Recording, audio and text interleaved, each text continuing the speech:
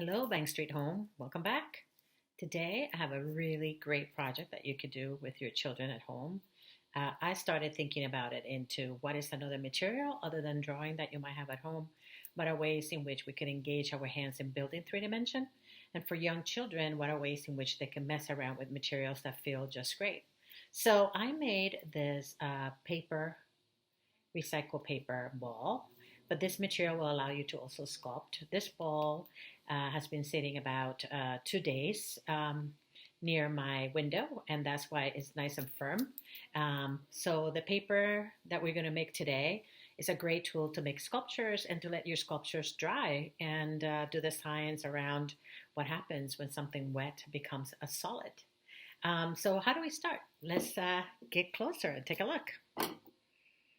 So how I started was first look at a different range of papers. I think it is important that you use more than one kind of paper because papers are made with different binding components, and depending on the binding and the amount of ink, your paper is going to have that glue and consistency that we're going to need.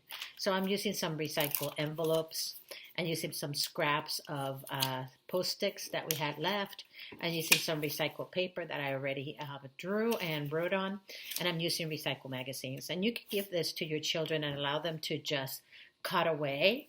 The nice thing of cutting is that your pieces will be relatively small. So for your young children or your older children, invite them to just sit with a bowl and do some cutting. And as a family, you can sit together and chat while you're doing some cutting on paper. Tearing is okay as well. It will work if you tear it really small, though. Your aim is to do a lot of that fine motor skill of pinching, and taking apart. So you want to aim for small pieces. And once you have a substantial amount of it, I will then take a moment and add water to that. You ideally want enough water that all of the paper pulp is getting pretty wet. So once I have all of my paper here, I added the water and it feels like it's all floating and there's plenty of room around the fibers. That's excellent. So just like last time, I suggested for your young children, if you could put it in a tub with a lid, let them do some shaking, which I think is really wonderful. Have them shake around the mixture, and you're going to see that as they shake it, the fibers are going to begin to break up.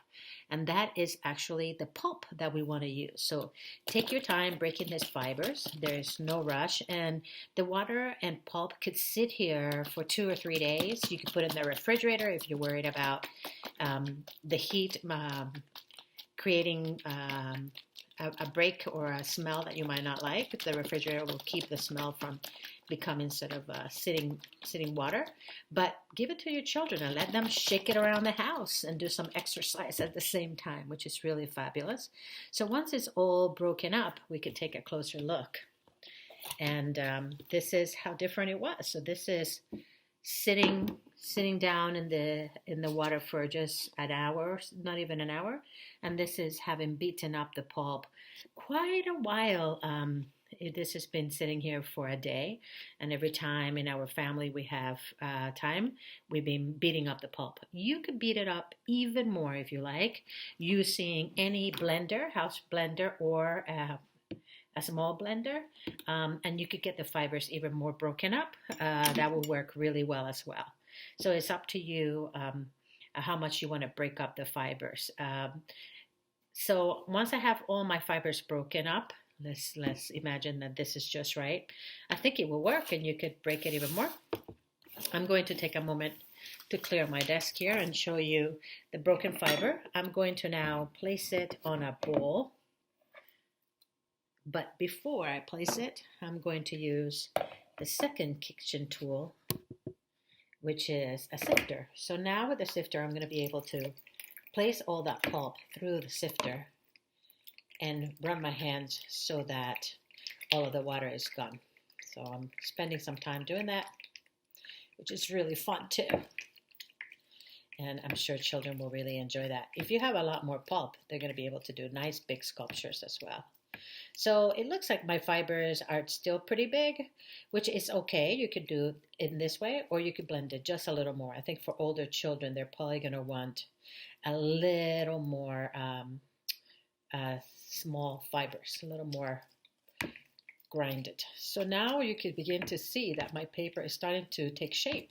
I'm actually able to keep the fibers together as I'm pushing down. You can look at some artists. Chuck Close is actually very well known for doing portraits with pulp. So he would take something like this. He would add a pigment or food coloring, which we could easily do. And then he would use this pulp to create portraits. And he did portraits as large as 5 feet by 8 feet. The nice thing of all of this is Chuck Close was bound to a wheelchair, and this allowed him to sort of work really large using his hands and working with pulp. So now that I have my pulp, one of the things that might help speed up and make your sculpture paper easier to work with is adding a little bit of flour. And the flour, I know that we are all consuming and conserving our flour, but it's just a few tablespoons. If you don't have flour, you could also use cornmeal or cornstarch, any sort of powder that's going to allow the fibers to bind, and it's going to allow to really stick together. So I'm still sifting because I really do want to get rid of all of my water as much as I can. And I'm actually now mixing the flour, and little by little this is becoming just right to start sculpting. And what's wonderful about these sculptures is that it really has a great memory. It's really going to remember. So that is going to be something that your children are going to enjoy. So I'm going to take a moment and show you the water, because I find that really interesting how all of the ink that was in the paper began to really wash away too with the water. So now I have my pulp. Now I'm able to take the pulp that is well mixed with the flour, and now I'm able to sculpt, and I can sculpt any kind of shape, and you'll see I'll be able to pinch it and it begins to hold its shape. So this is a wonderful medium for young children to manipulate and just enjoy.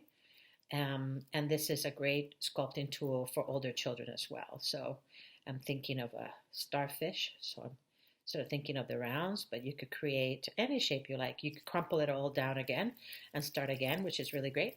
And probably, as you saw at the beginning of the video, we have also, the concept of a ball. And what I did with this ball at the very end was that I added bits and little bits of paper. So you could add glitter, you could add color, you could add things to the sculpture in the process as you're building now or afterwards. So once it's set or dry, you could also add color or anything like that.